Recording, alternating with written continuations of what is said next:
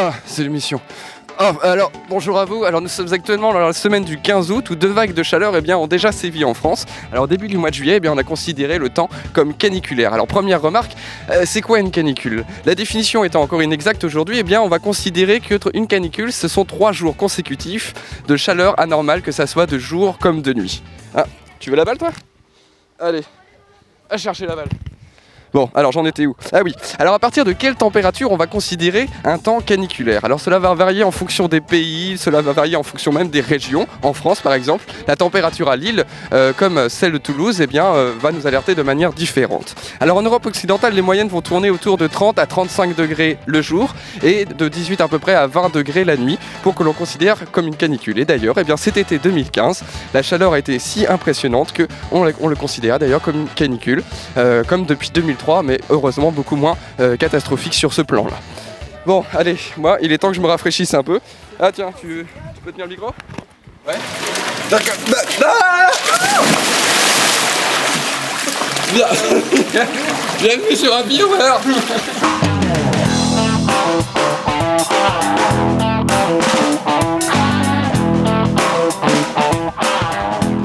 Bon alors la première question qui nous tient à cœur sur Happy Hour, sous le soleil, faut-il boire chaud ou frais? Bah faut boire frais. Il faut boire chaud. Alors si boire frais apporte une sensation de fraîcheur, ce n'est pas forcément une bonne idée puisque le corps va vouloir rétablir et réduire l'écart de température et va ainsi se réchauffer davantage. Et si l'on boit chaud, ça va favoriser un processus que tout le monde connaît, c'est la transpiration. La transpiration va permettre d'évacuer la chaleur de notre corps via la sueur, finalement, qui va s'évaporer à la surface de notre corps. Et on peut ainsi perdre de 1 à 10 litres d'eau par jour via la transpiration. Et de ce fait, il faut éviter l'alcool, le thé ou le café qui, eux, vont avoir un effet diurétique. L'exemple le plus connu reste celui des Touaregs qui boivent du thé chaud dans le désert. Mais attention, ces personnes étant naturellement exposées à des températures très élevées depuis leur enfance, ils ne possèdent pas les mêmes capteurs internes que nous autres Européens. C'est pourquoi il faut éviter de boire des liquides brûlants aussi, qui nous feraient perdre également de l'énergie. Et si je passe à la prochaine question, on nous a demandé si tous les animaux transpirent. Alors la réponse est non. En revanche, tous les mammifères transpirent, et cela quasiment sans exception. Par exemple, si l'on prend le chien, contrairement à une idée reçue, il va y avoir de la sueur au niveau de la peau, mais cela va être moins visible au niveau des poils. Et du coup, toute la sueur va se concentrer au niveau du museau ou encore des coussinets. Avec une adaptation en plus, notamment pour le chien, qui va correspondre à l'allaitement. Alors l'allaitement c'est quoi? C'est la respiration rapide qui va envoyer de l'air humide et chaud au niveau de la langue, qui au contact de l'air sec va être absorbé et ainsi refroidir l'animal.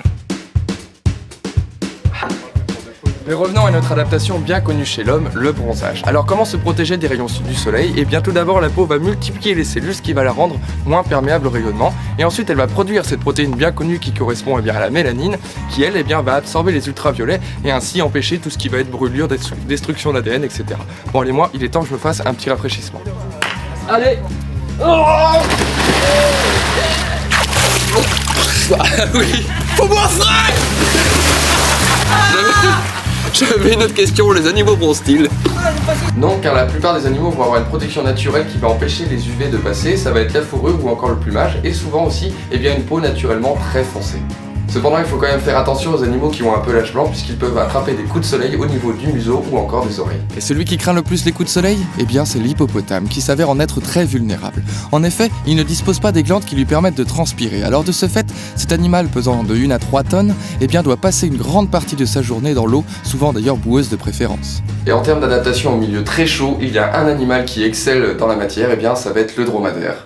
Et en effet, si la plupart des animaux s'enfouissent dans le sol du désert, il existe tout de même cet animal pesant un bon 700 kg que l'on pourrait considérer comme l'emblème de la résistance au milieu chaud. Vous connaissez tous cette fameuse bosse qu'il dispose sur son dos, mais attention, que contient-elle vraiment? Et non, contrairement à cette légende qui perdure, ce n'est pas de l'eau mais en réalité de la graisse, et cela jusqu'à 150 kg de réserve qui lui permettent de fournir de l'énergie, entre autres dans les moments difficiles. Mais alors pourquoi sur son dos? La réponse est simple, si la graisse était répartie sur toute la surface de sa peau, cette dernière serait isolante et pourrait beaucoup plus difficilement se débarrasser de la chaleur.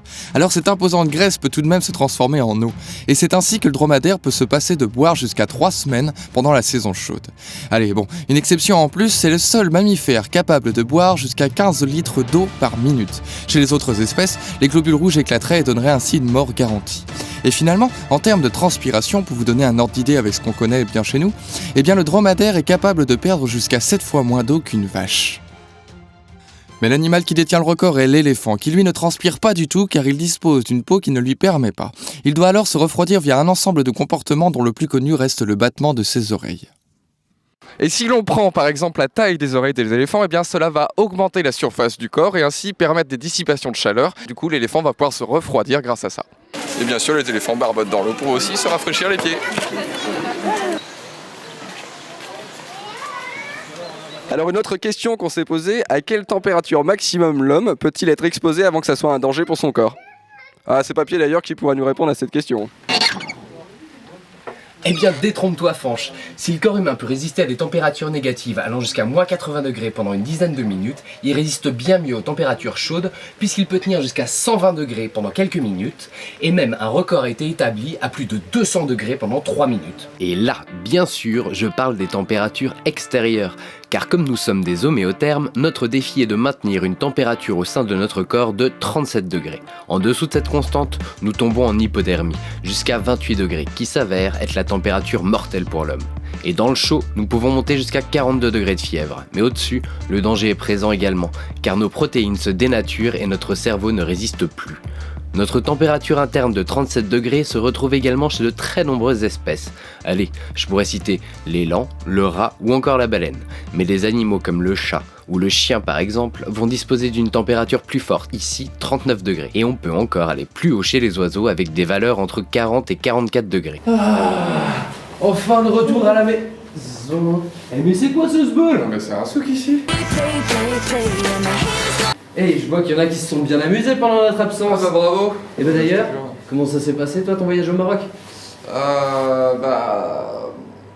Bon, tu te souviens, j'étais coincé en plein désert. Eh bien la seule personne qui s'est arrêtée remontait en réalité vers le nord, je l'avais pas très bien compris car il parlait pas du tout anglais. Et là, je me retrouve en plein milieu du Monténégro. Alors là j'ai fait une pause, j'ai bougé un peu en transportant des chèvres, mais finalement je m'éloignais encore. Je me suis retrouvé en haut des montagnes en Albanie et là, raté pour raté, j'ai pris la première voiture qui venait. Et je me suis retrouvé en Grèce, alors complètement perdu. Finalement, un voyage avec des imprévus, je te jure, un véritable cauchemar. Ouais, en gros, tu t'es craqué. Ouais, et puis en plus, le pire c'est qu'à mon retour en France, j'arrive en Sarthe. Génial. Yeah. T'as réussi à survivre? Ouais, j'ai rencontré finalement quelques amis. Mais les gars, en été, quand il fait chaud, faut boire froid ou faut boire chaud? Faut boire frais. Merci, voilà, ok, faut boire frais. Ok. Séquence 1, prise 24, introduction. Moteur, ça tourne.